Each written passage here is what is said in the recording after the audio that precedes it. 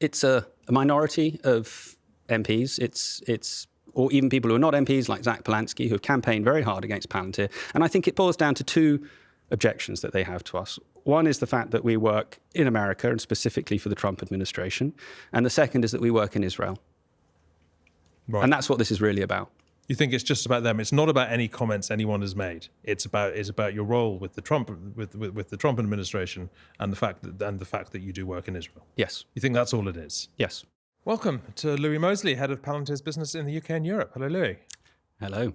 Thanks very much for being with us. Look, there's been a big political backlash against Palantir's work in the public sector, particularly in the NHS, where you have the contract to deliver the NHS federated data platform. And the backlash, it's not from the margins.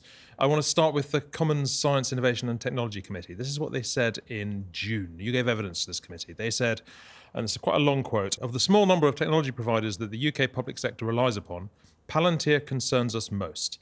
In the United States, it has supplied software for that country's military and immigration services, supporting highly controversial policies and activities.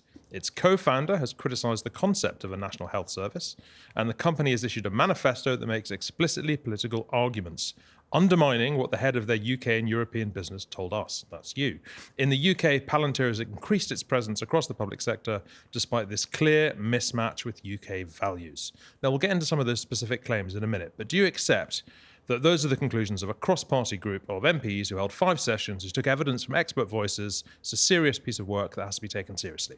Well, before I answer your question, just something for your listeners, which I wonder whether they will be aware, and I think it's important to clear up, is that much of the criticism around Palantir is related to data, and access to NHS data and where that's held and so forth. And I just wanted to clarify that the relationship that Palantir has to NHS data is that of a processor, not a controller. That's the legal basis. So you could think of it the same way that Microsoft has a relationship with your emails. Understood. It provides the software.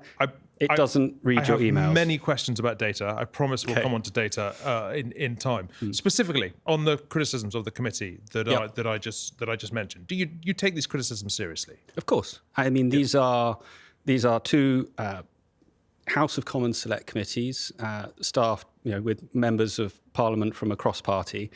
But you won't be surprised to hear that I disagree profoundly with the conclusions they came to, and I'm happy to then answer that in detail.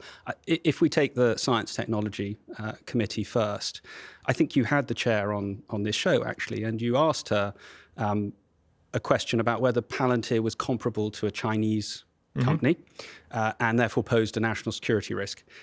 She agreed with you that it was akin to a Chinese company, and then went on to say that Palantir shouldn't be stripped out of everywhere. Now, we have 2 customers in the UK that are significant, the NHS and the Ministry of Defence. So the implication of what she was saying is, as her committee concluded, we should be removed from the NHS, but not from the Ministry of Defence. Sure. The logic of that is backwards. If we are a national security risk, the first place you should take us out of is the Ministry of Defence, not the National Health Service. Yes, sure. I mean, this was Chion when she was on the show. We'll discuss maybe whether you're a risk in time as well. Let's talk about some of the specifics of what they were saying. So Palantir does supply software for ICE, the American Immigration Compliance and Enforcement Agency. A lot of British people look at what ICE does, look at their aggressive tactics, forced family separations, raids in schools, violence on the streets, and they think that's a mismatch with UK values. Why is a company like this working in our NHS? How do you respond to them? So we began working with ICE in 2011 under President Obama, and we've continued to supply our software to that organization under every president since. So changes of party, Trump 1, Biden, and now Trump 2. What ICE are doing today is very controversial because of the Trump administration policies. What I would remind people of is, whatever you may think of them, Trump was elected democratically with a very clear mandate to pursue those policies. If we as a tech company were to stand up and say, we no longer agree with this and we're going to unilaterally withdraw, we would be putting ourselves in the position of countermanding what in effect was a democratic decision made at the ballot box. And I don't think it's appropriate for tech companies to do that. Our responsibility is to help the democratically elected governments of the countries in which we work to pursue the policies that they have been granted a democratic mandate to pursue. But some people might argue that people from your company disagree with democratic mandates all the time. Palantir's co-founder, Peter Thiel, has criticised directly the NHS. He spoke at the Oxford Union. He listed some things that are iatrogenic, meaning something where the cure is worse than the disease. He said the NHS makes you sick. He said we need to get out of the Stockholm syndrome and it needs more market mechanisms to fix it. Now, obviously, you'll say he made those remarks in a private capacity, but he believes them. He might have a point, but he believes them. He co-founded the company. He's the chairman of your board of directors. You must realise when he says stuff like that, questioning a valued institution in Britain that people treat often as a religion in Britain, people are going to be uncomfortable about giving your firm such a privileged position in that institution. Well, I think your point around those are his private views is very important. And I think actually the link to religion is an interesting one. To what extent do you think the personal views of people who work at companies should be taken into consideration when they are bidding to supply their services to government? We got rid of the Test Acts in the 1820s, which essentially... But his company is bidding to supply its services to a part of the British state that he thinks shouldn't even exist. That's weird. Isn't that not weird? Well, I think you need to test whether the company is bidding and providing those services and doing so in good faith, which it is. And I think you can separate personal opinions from the corporate mandate that Palantir has. I would also point to our chief executive, Alex Karp, is on record saying the diametric opposite, that he thinks the NHS is a beacon to the world and that other countries should follow it. So what you have at Palantir is the full spectrum, a full divergence of views. And I think that is to be welcomed rather than dismissed. We'll come to Alex Karp's comments in a bit, but fundamentally, is Palantir a normal company like other companies? Or is it a political project that happens to have part of it, which is a company? So I think it's definitely not a political project. We don't do party politics. I think it is fair to say that it's an ideological project. I think Palantir does believe in things, and we have, from the very outset, from the beginnings of the company, been very transparent about that. We believe in liberal democracy. We believe in the rule of law. We believe in supporting critical Western institutions. That's why Palantir exists. That's why we haven't worked and never would work in countries that we would consider adversarial to the West, like China or Russia. Now, that may not be a controversial position for a business to take today, but if you go back 10 or even 20 years, when we were founded, it was very controversial, and we suffered as a result. But part of the ideological position of the company has an ideological position, is hostile to the existence of things like the NHS, is it not? We are a major supplier to the NHS. Therefore, we cannot be considered hostile to the NHS. In what way is Palantir's values or views of the world in any way opposed to those of the NHS? Well, but you can't be surprised if people think they are. Bloomberg a few years ago reported on a leaked email written by you, in which you talked about how Palantir could advance into the NHS. And the subject line was buying our way in, and you talked about hoovering up small firms that serve the NHS to take a lot of ground and take down a lot of political resistance. Why did you think there was going to be political resistance? So that, as you say, leaked private email, if I had called that Palantir's inorganic growth strategy for the NHS, no one would be interested in it at all, because that's all it set out, a thought experiment about a potential strategy which we never pursued. But take down political resistance. Why did you think there'd be political resistance? Well, I actually meant that in the sense of small p political resistance, not big P. So the NHS is full of small suppliers that are in a competitive dynamic with one another, and that's what I was referring to.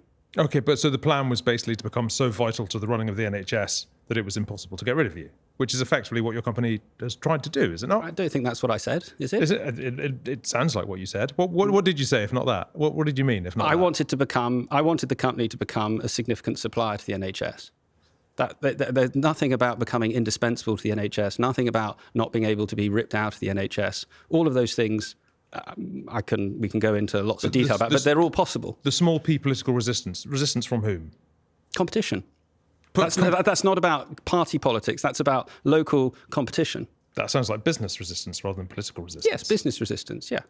Okay, it's not the word you used, but okay. Look, you yourself, you're quite a political figure. Last year, you spoke at the Alliance for Responsible Citizenship Conference, which is a sort of unabashedly right-wing organisation, conference largely funded by the owner of GB News. Your fellow speakers included Jordan Peterson, Peter Thiel, as mentioned, Nigel Farage. It's quite hard to look at all this and think of you as being a conventional public service provider. I attended a conference at which there were some other speakers, some of whom were right-wing. I wouldn't characterize it in the way that you did. I speak at lots of events that are not political. Well, I don't think it was a political event. You wouldn't think that the people at this event, somebody like Nigel Farage, you wouldn't think of him as being closely aligned to the ideology of Palantir that you were talking about beforehand? No. And really? I believe Kemi Badenoch spoke and a number of other politicians from across the spectrum. Okay. Look, you mentioned Alex Karp. The committee as well also mentioned Alex Karp. They were referring specifically to a 22-point post on X that went out on the Palantir's own feed. So he definitely wasn't speaking in a private capacity. And it was called The Technological Republic. Some of the key points in there, he said, the ability of free and democratic societies to prevail requires something more than moral appeal. It requires hard power. The hard power in this century will be built on software. He said, public servants need not be our priests. Any business that compensated its employees in the way the federal government compensates public servants would struggle to survive. He said, we must resist the shallow temptation of a vacant and hollow pluralism. We in America, more broadly in the West, have for the past half century resisted defining national cultures in the name of inclusivity. But inclusion into what? Now, these are all points written by, as we said, Palantir's co-founder, chief executive, Alex Karp. They're interesting, they're thought-provoking, they make for a very interesting column. They're very, very political. Are they compatible with being at the heart of one of the UK's most important public bodies? I don't think they are incompatible. Why not? I mean, why are they not incompatible? This is like hostility to a lot of what people who work in the NHS would consider to be the values of the NHS. Which ones? But point me to the specifics. Inclusivity, defining national, being hostile to the idea of defining national culture in the name of inclusivity. But why is that misaligned with the NHS? The NHS exists to treat people, cure them, look after them. Palantir software is being used day in, day out by tens of thousands of nurses and clinicians up and down the country to do that, and has been now for the last 4 or 5 years. How have we demonstrated that we're not aligned with the NHS's values? Well, how you've demonstrated in your work, you haven't, and we'll come to that. How you've demonstrated in the rhetoric and the things that are said by your founders and the platforms that you yourself have appeared on and spoken alongside, that looks ideologically opposed to the work you're doing. But what is the just? I need the specifics of what is the ideological misalignment that you're pointing to. What is the ideological? Yeah. Well, I mean, the existence of a large state-funded private healthcare provider, the inclusivity that's the heart of the NHS, which has a large non-UK-born workforce, the various diversity practices that exist in the public sector and the NHS particularly. But where does it say that we're misaligned with those? We're very supportive of those. The NHS is one of the critical. Those comments themselves are misaligned with those, are they not? I don't. You can't be both for and against inclusivity. I don't hear it that way. The MPs certainly didn't think they were aligned, did they, on these committees? Well, you'd have to ask them why. Well, they said they didn't. Yeah, but I can't speak for why. They've already said it. No, but I can't speak to why they think there's a misalignment specifically. That's what I'm trying to say. I mean, they said they didn't think that these views as expressed were compatible with British. Well, can I just take a step back? Because I think that people are entitled to have personal views.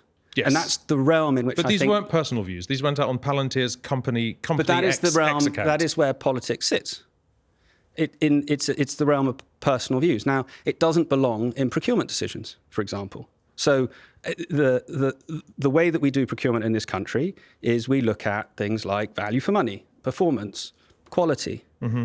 Those are objective things which people who disagree about many other things can agree on. Subjective things, like political views or religion and so forth, we don't include in that decision-making process. And we haven't done for hundreds of years for very good reason, which is we're not going to agree about all these things. We never are. So, I mean, there's nothing that a chief executive or a CEO could say in a quasi-private capacity that you think should affect whether governments employ them, whether they get to work with institutions? No, there's absolutely red lines. Of course there are.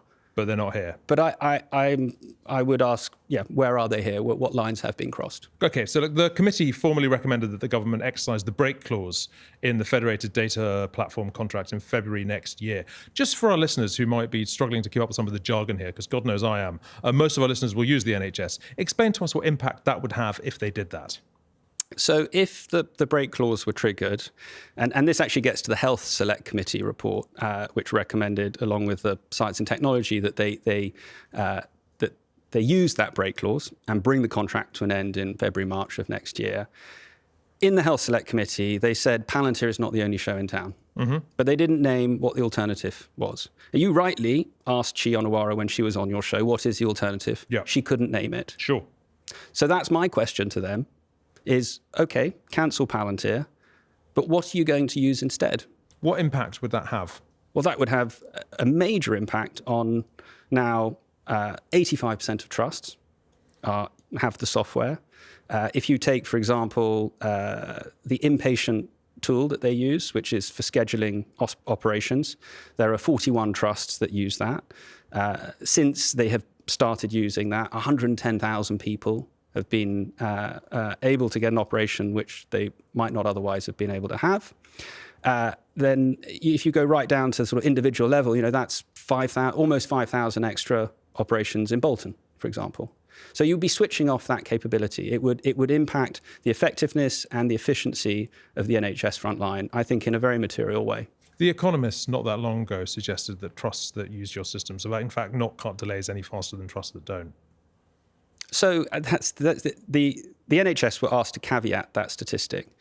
What they caveated it with is that they can't make the attribution to the software with complete certainty, because of course there are many, many other variables that influence the amount of operations that any trust can undertake. And I would accept the baseline that's used for the FTP is 2020, which is kind of the tail end of COVID. And so into some of those statistics, there may be a bit of a tailwind that comes from what would be a natural recovery out of COVID. But there are also, like any kind of bias, it goes both ways. There are headwinds as well as tailwinds. Yeah, sure. There are strikes, there's weather, there's all kinds of factors. And then I would point you to, of the 41 trusts with that inpatient scheduling tool I mentioned, so 28 have seen an improvement. So they have seen an additional number of operations conducted versus the baseline. 13 have seen a reduction.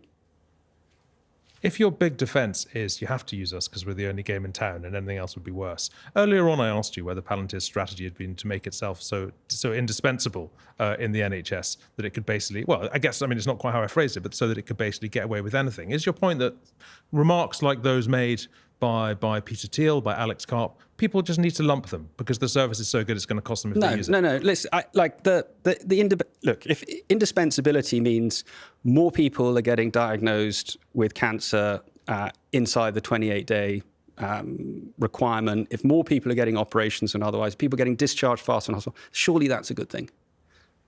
That's different to being locked in. Dependency and lock-in are different things. My point around the views of Palantir's founders are, I think the test should be competence, not conformity.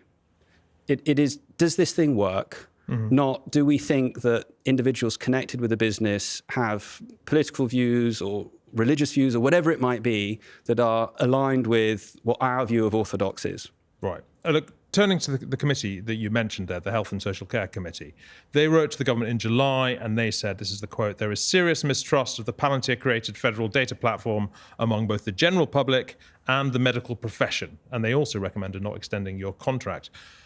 The situation is, do you accept that on whatever grounds and with whatever justification, you have lost the confidence of the public, you have lost the confidence of the medical profession, you have become a controversial company? No, I don't accept that. And certainly we've done polling that suggests otherwise. And with the committee, I would point to the fact that if you spend 2 years telling people to be very scared of this company and very scared of this contract, and then you use that fear that you've stoked as evidence for why the contract should be cancelled, that there's a certain circularity in that. Why would they be doing this? Why would they be stoking fears? In whose interest is it to do this? So I think that it's a minority of MPs. It's or even people who are not MPs, like Zach Polanski, who have campaigned very hard against Palantir. And I think it boils down to two objections that they have to us. One is the fact that we work in America, and specifically for the Trump administration. And the second is that we work in Israel. Right. And that's what this is really about. You think it's just about them? It's not about any comments anyone has made. It's about your role with the Trump administration and the fact that you do work in Israel. Yes. You think that's all it is? Yes. Okay. NHS data chiefs, they cancelled a national webinar for staff over fears that they would appear to be affiliated with Palantir. This obviously runs pretty deep. This must be regarded as a pretty severe corporate problem. Well, I'm here talking to you, and Sure. I'm here to try and defend and explain. And yes, we don't want the NHS to cancel its contract with us. I think it would be very harmful for patients. It would be bad for the NHS. And I think, by the way, this holding pattern that we're in at the moment, while we're waiting to find out what the decision is also bad for the NHS, because you can understand if you're running a trust and you would need to make a fairly significant investment of time to retrain staff on a new tool. If you can't be confident that that tool is still going to be available in February, March of next year, in all of 6 months, you're going to wait. Now, if you wait and you don't train your staff, then you're not going to get the benefits. Those extra operations that would otherwise have been scheduled won't get scheduled. And you run that for a long time, or for months in this case, and you start to see, I think, real harm being done. And I could point to specific, Rotherham, for example. The local authority in Rotherham, the council, wrote to the trust, having passed a motion, saying that they must not continue to use the FDP until there's clarity about the contract extension.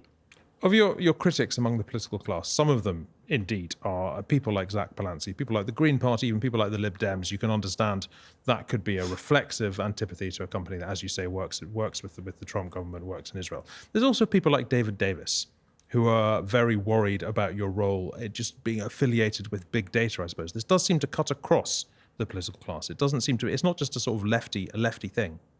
So you'd have to point me to the specific concern that David Davis has had. I've had conversations with Davis Davis about this data, and he, of course, is one of the great privacy advocates of this country and has done a lot of work in Parliament to do that. And I think we actually assuage and address really the concerns that he does have. The most fundamental of which I mentioned at the beginning, is we are a processor. We don't control the data. That is the NHS's data. It's in the NHS's environments. The NHS controls who has access to it. I think a lot of the public might assume that somehow that their medical records are now being kept in somewhere in America. They're not. They're under the full control of the NHS in this country, and they never leave these shores. Well, so Davis, just seeing as you asked, he argued in Parliament that Palantir has a history tied to the CIA, military drone strikes, and predictive policing, meaning, and this is the quote, even if it behaved perfectly, nobody would trust it. On data, you say the data is kept in the UK, it never leaves the UK. Palantir is still subject to the Cloud Act, the 2018 Cloud Act, whereas if the US government demanded the data, you'd be obliged to hand it over, would you not? Well, it's more complicated than that, and I think our understanding is no, we're not. But that would need to be tested in courts, of course. But no, we don't believe we are.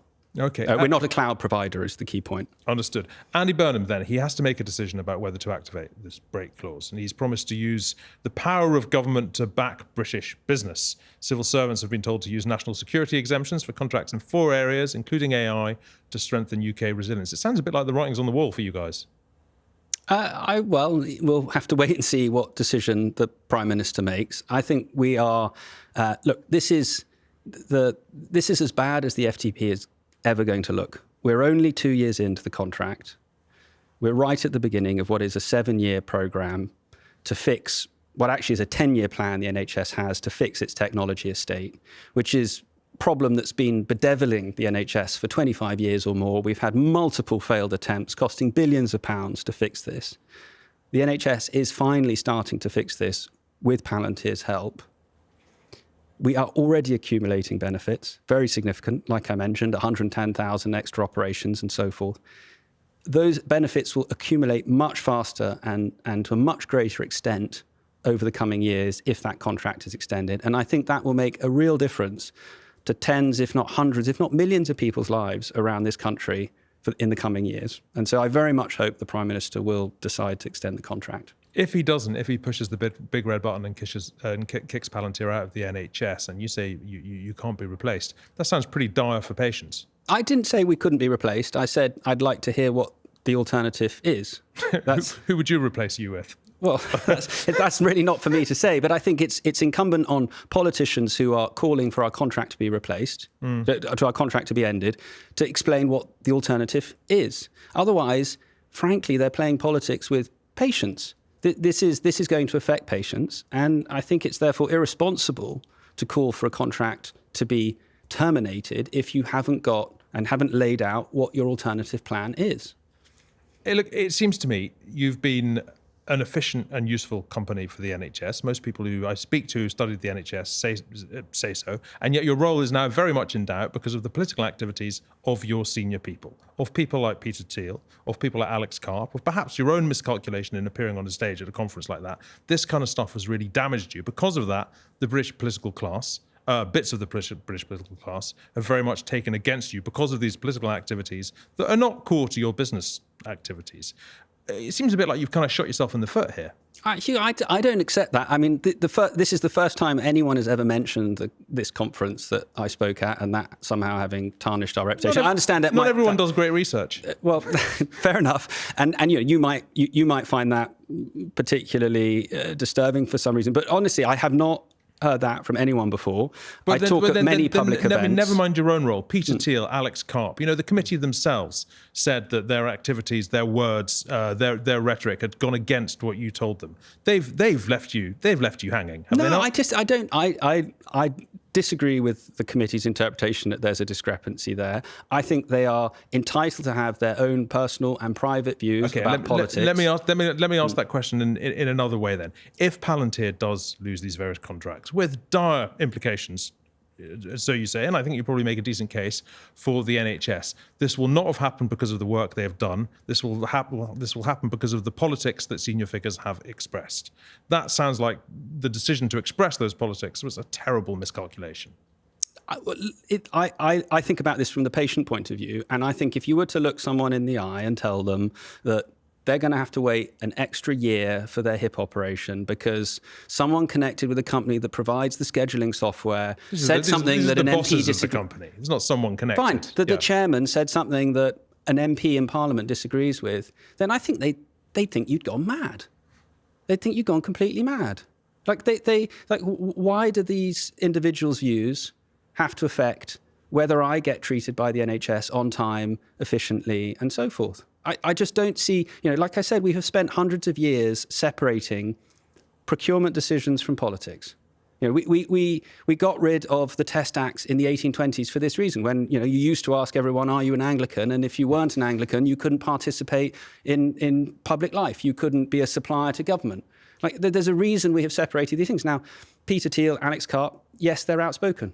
Yes, they may have heterodox views about things. But I don't see why that should impact patient care day in, day out inside the NHS. Louis Mosley, Head of Palantir's Businesses in the UK and Europe. Thank you very much indeed. Thank you.